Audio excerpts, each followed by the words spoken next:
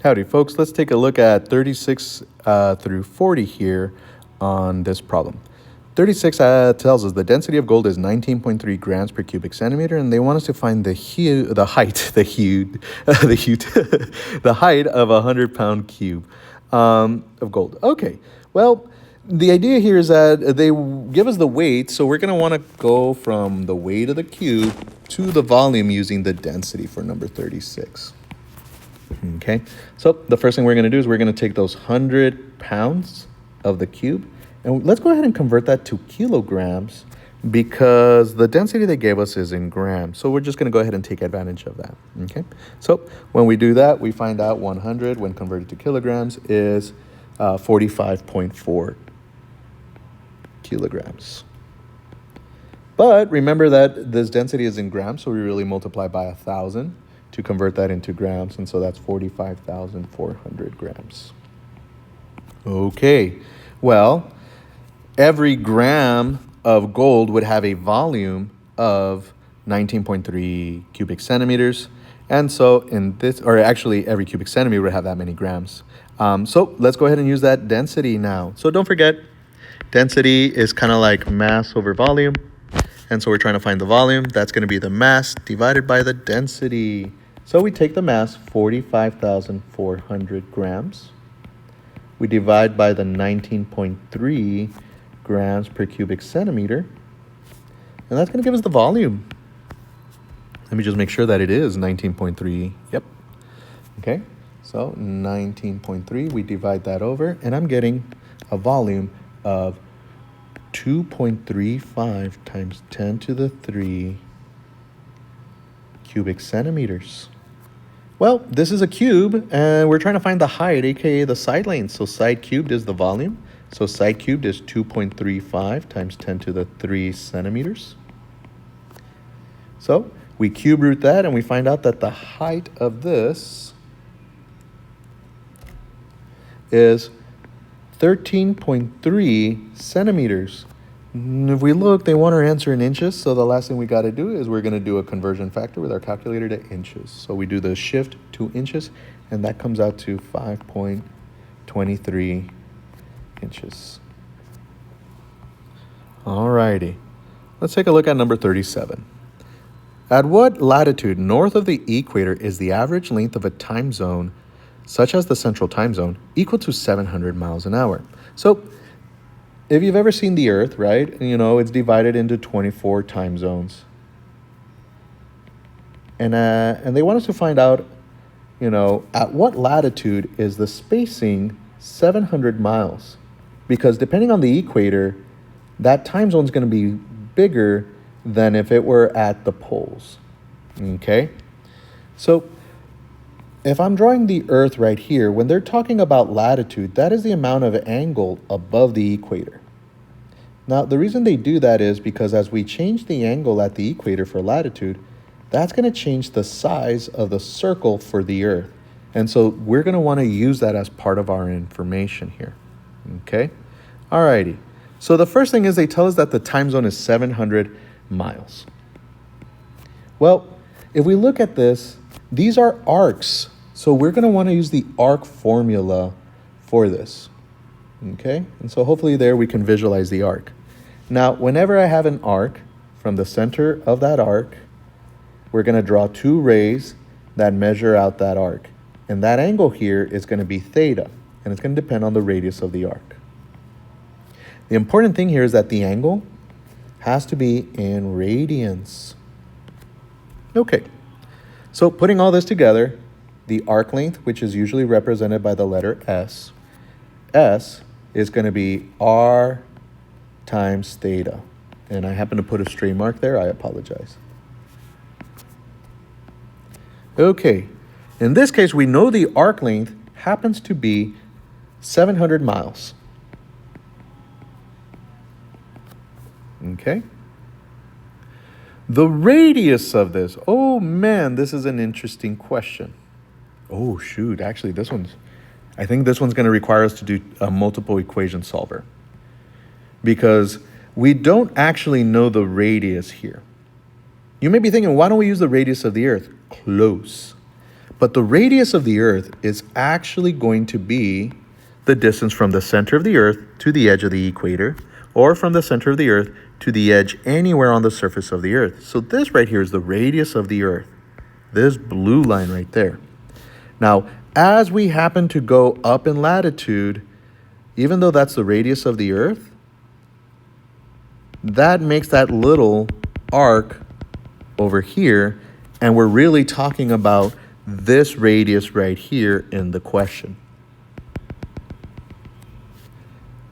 So if you notice, we kind of form a right triangle, and I'm actually going to redraw the right triangle. So the right triangle right here is the radius of the Earth. This is the radius of the arc that we're actually talking about, and this would be the angle of latitude. So using a little trigonometry, we could say that cosine of the latitude angle is going to be equal to the radius of that arc at the time zone at that latitude divided by the radius of the Earth. Okay? And it turns out that that angle here is not the same as this angle right here.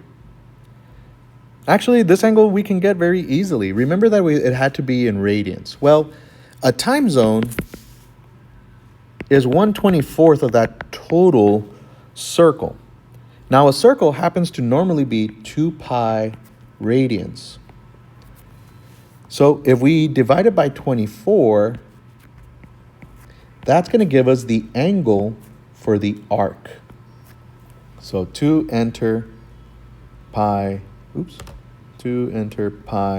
multiply 24 divide, and I get that the angle of the arc is going to be 0.262 radians. Okay, so actually we don't need to do a multiple equation solver. We already have that this expression, 700, is going to equal the radius of that arc times the angle of that time zone. And the way we got that time zone was we took the 2 pi radians, the total circumference in radians around, and then divided it by the 24 hours to get the angle for the time zone. Okay, which is going to be 0.262 radians. Okay, we're almost there. We divide this over, and we get a radius of approximately 2.67 times 10 to the 3 miles. All right, well, we know that the radius of the Earth is 3960 miles. So from here, we say cosine of that latitude is going to be the radius, which we found to be 2.67 times 10 to the 3 miles. Oops, that came out kind of messy. Divided by the 3960 miles. And from here, we're going to do arc cosine.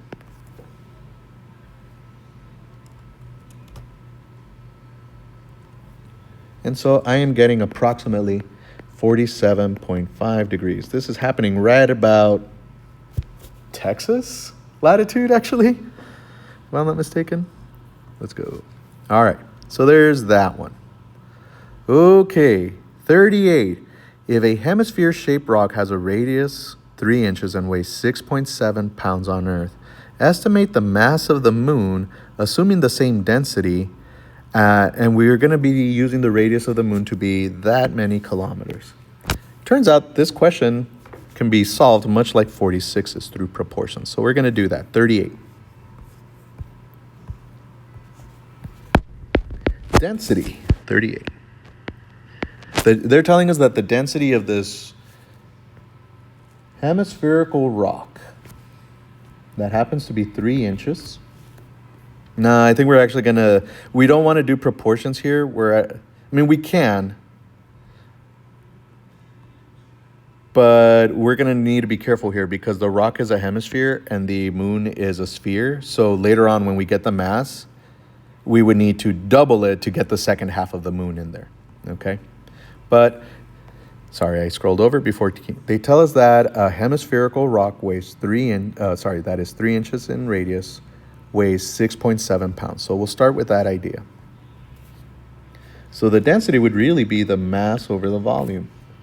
Anyways, so they tell us that it's 6.7 pounds all over a volume of, it's a hemisphere, 2/3 pi, and then the inches here would be 3 inches cubed. Okay? Assuming the same density, they want us to find the weight of the moon if it happens to have a radius of 1740 kilometers. So it actually looks and is going to work just like a proportion, where stuff on the left equals stuff on the right. And so 4/3 pi r cubed.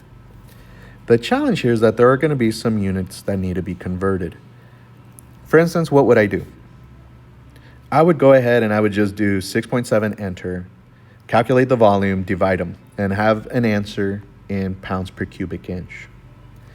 Then over here, I would take the 1740 kilometers, and I'm going to convert those from kilometers to miles. Now, what you need to know is that there are 1.609 kilometers in 1 mile, or you could use the unit converter. So you divide by 1.609, you cube it, you multiply by pi. Sorry, I would convert it to miles, but then from miles, I would convert it to feet using the 5280 feet per mile. So I would multiply by 5280, and then lastly, I would multiply by the 12 inches to get it in inches. Then I take that radius, the radius of the moon, I cube it. Then I multiply by pi, 4/3, and cross multiply. And then I'm going to get an answer in pounds. The last thing we need to do is use our unit converter in the calculator to go from pounds to kilograms. I don't want to write all that. Sorry, I'm feeling lazy. Okay, let's take a look at 39. So they give us 3 sides and they want us to find the radius of this circle. Oh boy. So when we have the triangle inside, we got a new one over here. So when the triangle is on the inside, this is going to be Tatusa. Now, Tatusa says, regardless of Tatusa or CASP, those two formulas will be the radius equals. So the radius is going to equal A to Sa. Okay? So Tatusa uses a side of the triangle and the angle creating that triangle to get the radius. So how are we going to do this? Well, they gave us 3 sides. So it doesn't matter which side we use. But regardless, once we choose one of those sides, if this guy is A, the side length A, we need to get this angle to use in the formula. This would be A. All right? If I said that A was the 103 for the side, lowercase a would have to be this angle here. Okay? Well, how are we going to do this? Thankfully, we have 3 sides. And so we can use law of cosines to get the angle. So what I'm going to say is, I'm going to call this guy A, and I'm going to solve for that angle A.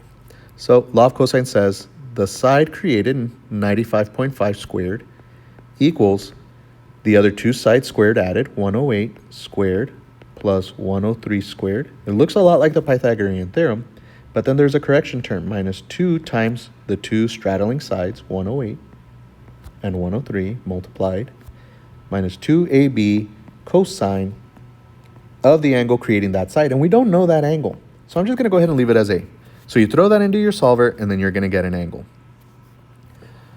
Let me see here if I can actually crunch through this relatively quickly and get an answer. So 95.5 squared, 108 squared, I subtract that. 103 squared, I subtract that. I'm going to divide over the negative 2. Going to divide over the 108. Going to divide over the 103. And then I'm going to take arc cosine, and I get 53.8 degrees. Okay, so then, lastly, the radius is going to be 95.5 divided by 2 times sine of 58.3. Very nice. All right, lastly, 40. So The challenge to this question is that we're going to probably want to do a multiple equation solver. They give us two angles, and hey, we got a triangle. Let's go ahead and find that third angle, right? 63 and 69 add up to 132. If I take that away from 180, this comes out to 48 degrees. On the money. So to get the area of a triangle, we can do base times perpendicular height. Okay, well, the perpendicular height, if we call this side x, that side, the perpendicular height, is going to be x times sine of 63 degrees. So we happen to have the height. The problem is that we don't have the base. We don't know anything about that. But we know that 1/2 base times height is going to equal the 50,100.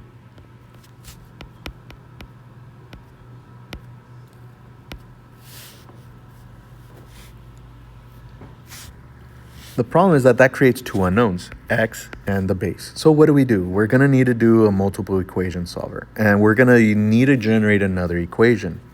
Thankfully, we happen to have the three angles, and all we really need to do is have the base here written in relation to this side length.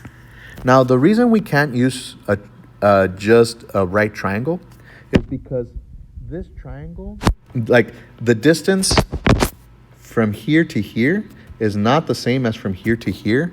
And so because we can't really break it up into a perfect symmetric right triangle, we're going to want to use law of sines. So for instance, the base, we can say the base over sine of 48 degrees is going to equal x over sine of 69 degrees. So now we can say that b is going to be in relation to x. It's going to be sine of 48 all over sine of 69. And from here, we can go ahead and solve it. 50,100 is going to equal x times sine of 48 all over sine of 69.